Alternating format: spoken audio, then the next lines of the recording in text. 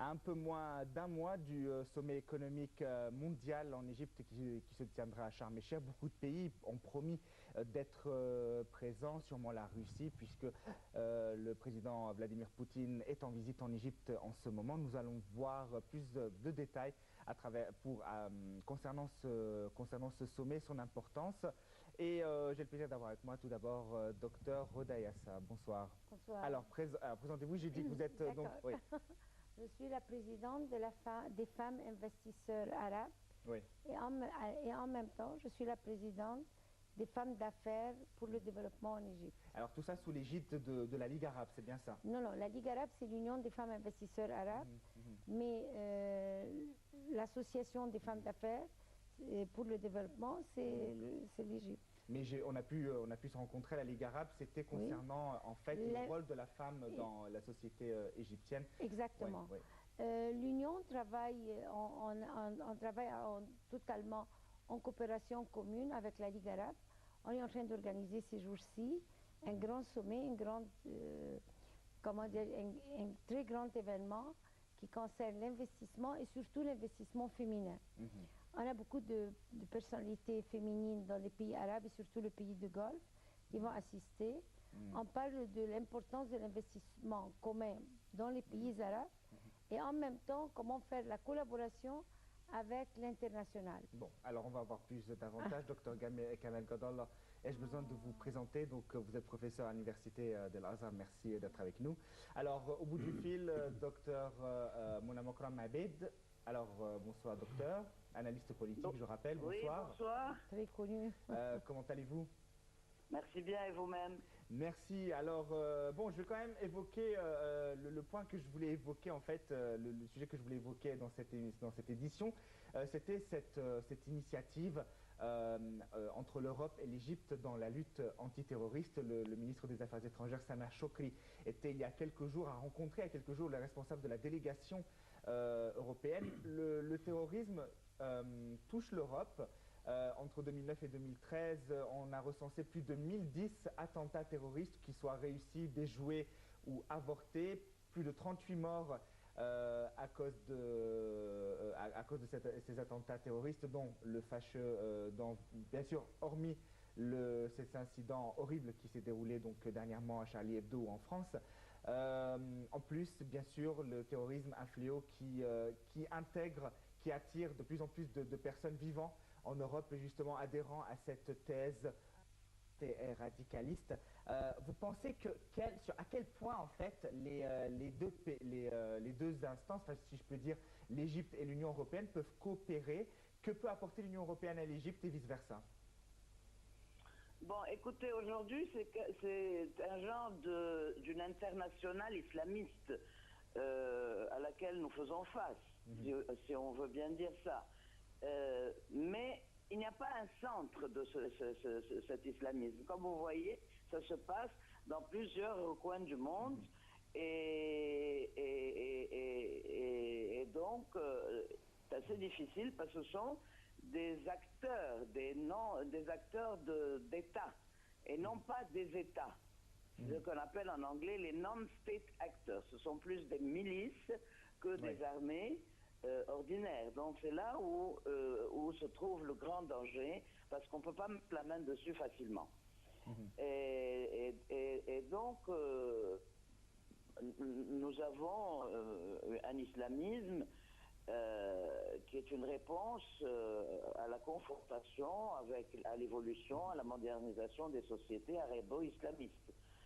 Et elle s'adapte en constante, en compromis avec le monde, en pli de la résistance, ce qui paraît les menacer. Mais est-ce qu'on peut dire, Dr Mouna, est-ce qu'on peut dire que les problèmes que connaît l'Égypte sont les mêmes problèmes que connaît l'Europe concernant ce domaine du terrorisme, où chacun, en fait, appréhende la chose de manière différente? Absolument. Mais ce sont des sociétés différentes. Et puis, le président égyptien, Fattah el-Sisi, a bien dénoncé ce terrorisme depuis l'an dernier en disant qu'on ne peut pas se focaliser sur une seule région et sur une seule de ces organisations terroristes. qu'elles existent, elles sont plusieurs, on ne peut pas dire qu'il n'y a qu'une seule, parce que l'Occident souligne surtout Daesh, ce qu'on appelle ISIS, mais il y a beaucoup d'autres organisations aujourd'hui, islamistes, partout, elles viennent toutes du même réseau, c'est-à-dire de la CADA, au fond, mais elles sont divisées dans plusieurs pays et s'attaquent différemment dans plusieurs pays. Or, en France, c'était plutôt parce que la France s'était jointe à la coalition internationale. Oui. Et c'était surtout pour ça. Ici, c'est plutôt c'est contre le gouvernement égyptien, c'est contre la révolution, c'est pour essayer de mettre des bâtons dans les roues avant les législatives, c'est-à-dire les élections parlementaires, et surtout avant la grande conférence économique qui aura lieu en mars. Ben justement, quelle est l'incidence? Je pense, une série de ce genre d'attentats, et il faut s'y attendre. Alors, je vais peut-être reposer ma question. Je ne sais pas si enfin, je me suis fait comprendre, mais selon vous, que peut apporter l'Égypte à l'Union européenne, que peut apporter l'Union européenne à l'Égypte dans la lutte contre le terrorisme? Ben, ils doivent s'unir contre le terrorisme. C'est ça ce qu'on demande aujourd'hui. Il n'y a aucun pays qui peut faire face au terrorisme seul. Il faut absolument qu'il y ait un genre d'entente internationale, mais surtout avec l'Union européenne, puisque nous parlons de l'Union européenne aujourd'hui. Et parce que l'Union européenne sera beaucoup plus visée que, par exemple, l'Amérique ou d'autres pays. Alors, est-ce que vous pensez, Dr Mona, que ces attaques auront une incidence sur le volet économique qui aura lieu donc à Sharm el-Sheikh au mois de mars? Ben, nous espérons que non. Voilà ce que je viens de vous dire, c'est qu'ils ont comme cible les élections législatives et la conférence économique qui, pour l'Égypte, est très importante parce que c'est pour attirer des investisseurs, pour relever l'économie, et ce qui est une des priorités du gouvernement en place.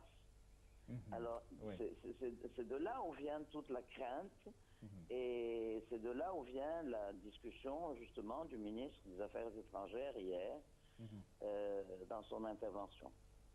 Donc, vous pensez que l'Égypte va mettre tous les moyens nécessaires quand même pour sécuriser ce sommet? Absolument, absolument, absolument. Parce qu'elle y tient particulièrement à ce que ces élections aient lieu, comme c'est le troisième volet de la route, la feuille de route, et comme je vous ai dit, que cette conférence est extrêmement importante pour l'Égypte, extrêmement importante.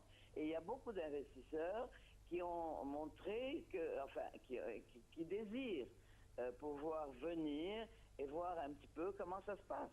Et enfin, l'Égypte est un pays très attirant pour les investissements, les investissements extérieurs surtout. Très bien, Dr Mona Makram Abed, merci d'avoir été avec nous. Alors, je vais poser la question, alors je ne sais pas qui va répondre en premier, je vais peut-être reprendre ce que je viens de poser il y a quelques instants.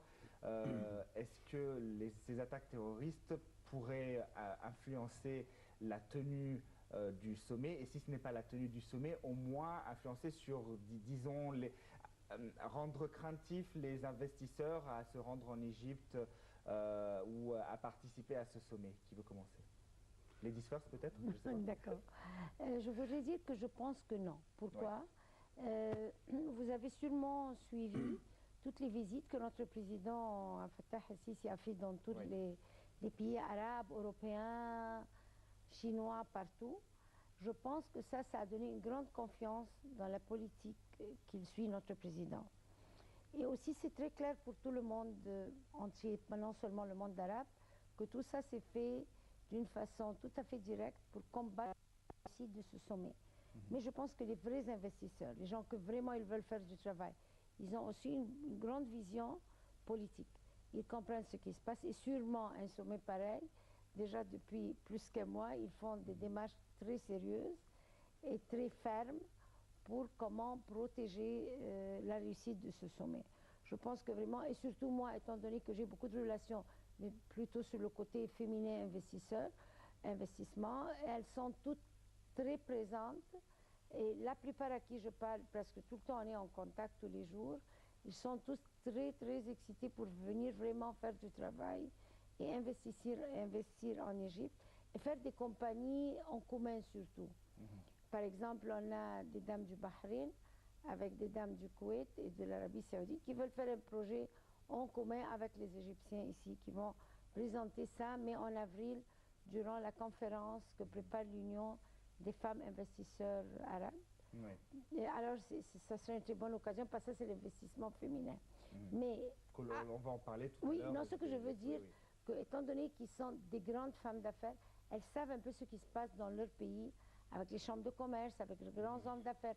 La majorité vont venir, ils vont assister, et ils sont très, très intéressés. Ils comprennent que tout ça se passe, quelle est la raison derrière ce qui se passe. Donc voilà, vous êtes plutôt optimiste. Très optimiste. Oui. Je sens que vraiment ça va réussir. Hein. Alors oui, on espère bien sûr. Docteur Kamal, est-ce qu'il y a encore parmi les citoyens égyptiens des idées radicales qui estiment que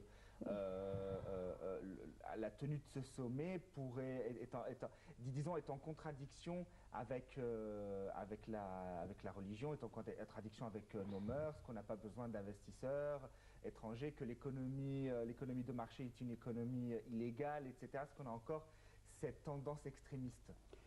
Vraiment, il y a toujours des idées en fait un peu radicalistes, si vous voulez, parce qu'il y a des gens qui trouvent par exemple que les investissements étrangers pourraient peut-être mettre en danger l'indépendance nationale, ou bien des idées archaïques qui n'ont rien à voir avec la réalité. Mais je crois que fermement que la majorité des citoyens sont très très bien conscients que la tenue de telles conférences est très très importante dans l'intérêt du pays, parce qu'on n'a pas les moyens assez suffisants pour bien bâtir et construire notre pays ou bien reconstruire notre économie. C'est la raison pour laquelle on a toujours besoin de l'expertise, de l'expérience étrangère, ainsi que des capitaux, normalement.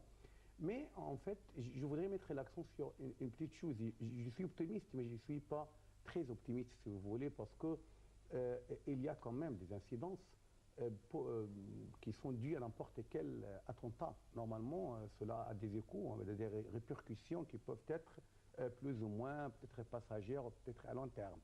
Normalement, la tenue de la conférence sera très très bien sécurisée, c'est sûr, mais je crois que même les investisseurs qui viennent ici, ils peuvent être un peu hésitants en ce qui concerne des projets, par exemple, des grands projets qui exigent peut-être une sécurité particulière, surtout les entreprises qui exigent une longue durée.